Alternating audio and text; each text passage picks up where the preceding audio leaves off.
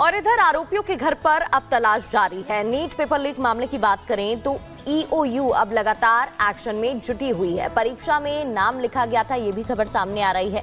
चुन्नू के घर तलाशी हो रही है, लेकिन ईओयू को अब तक क्या मिला है ये आपको बता रहे हैं। 30 से 55 लाख का मामला यहाँ पर सामने आ रहा है। डायरी में सभी हिसाब किताब लिखा हुआ था कि इतने पैसे देने हैं और इतने का पूरा हिसाब बैठेगा। एक डायरी मिली ईओयू को और ये डायरी काफ़ी खुलासे कर रही है। डायरी में अभ्यर्थियों के नाम भी लिखे हुए हैं कि ये पेरेंट्स के नाम हैं, ये वो बच्चे हैं जिनसे कांटेक्ट हमारा रहेगा। सेटिंग करवाने की जानकारी भी दी गई है। 30 से 55 लाख सेटिंग का रेट रखा गया था।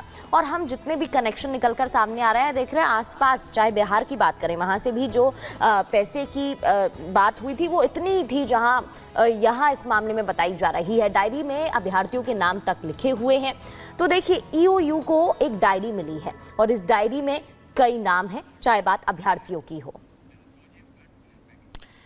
देखिए, नीट पेपर लीक को लेकर लगातार हमने देखा है कि छात्र विरोध कर रहे हैं, प्रदर्शन कर रहे हैं। कुछ छात्रों की मांग है कि पेपर रद्द हो जाना चाहिए। जिस तरह से यूजीसी नेट का पेपर रद्द हुआ, उसी तरह से नीट यूजी की परीक्षा का जो एग्जाम हुआ है वो भी रद्द हो जाना चाहिए, दोबारा एग्जाम होना चाहिए। इसी को लेकर छात्र प्रदर्शन करें। लेकिन दूसरी तरफ कुछ ऐसे भी छात्र हैं जो मांग कर रहे हैं कि पेपर रद्द नहीं होना चाहिए। इस पर आप इस रिपोर्ट को देखिए।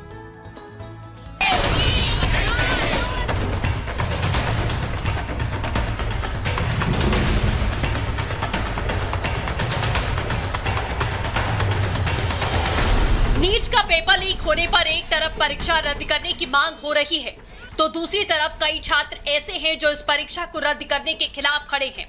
ऐसे एक छात्र हैं ध्रुव बंसल, जिन्होंने नीट यूजी के लिए 12-12 घंटे तैयारी की। इतनी कड़ी मेहनत के बाद ध्रुव बंसल ने नीट की परीक्षा को पूरी ईमानदारी से दिया और 663 नंबर पाए।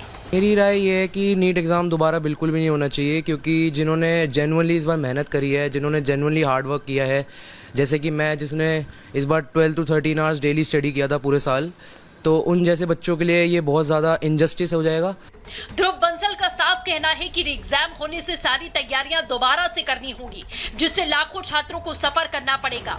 ध्रुव ने अपना अनुभव साझा करते हुए कहा कि नीट की परीक्षा में काफी ज्यादा दिक्कत हो जाएगी और नीट डे पर निर्भर करता है।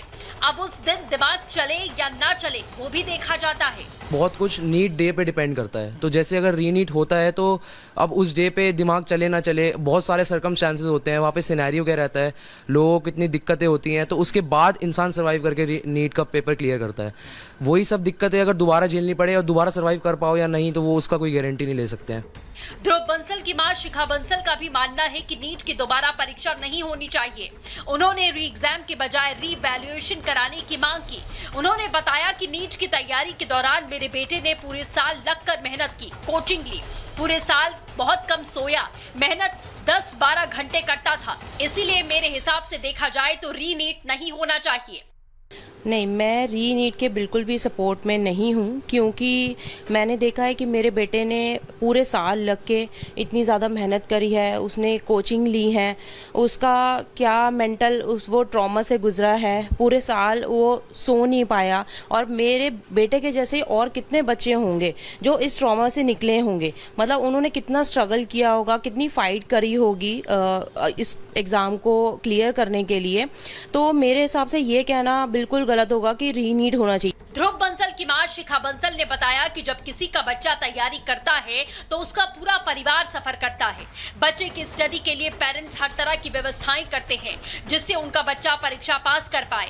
ऐसा सिर्फ हमारा बच्चा नहीं है, बल्कि ऐसे करीब 24 लाख बच्चे और उनका परिवार है, जिन्हें नीट की दोबारा परीक्षा की वजह से फिर से उन्हीं सब चीजों में लौटना होगा। जो बच्चों की तादाद है इस साल बैठने की, वो अप्रॉक्सीमेटली 24 लाख थी।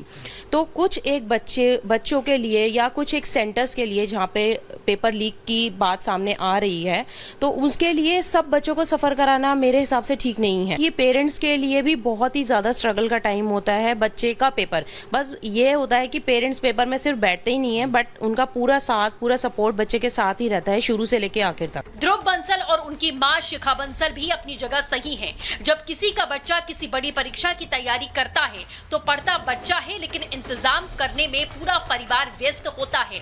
ऐसे में अगर दोबारा परीक्षा होती है तो ऐसे परिवारों को फिर से यही सब झेलना पड़ेगा। यही वजह है कि ध्रुव बंसल और उसकी मां नीट की दोबारा परीक्षा कराने के समर्थन में नहीं है। बहरहाल अब देखने वाली बात यह होगी कि सुप्रीम कोर्ट और शिक्षा मंत्रालय इन सब मामलों में क्या कुछ फैसला लेता है।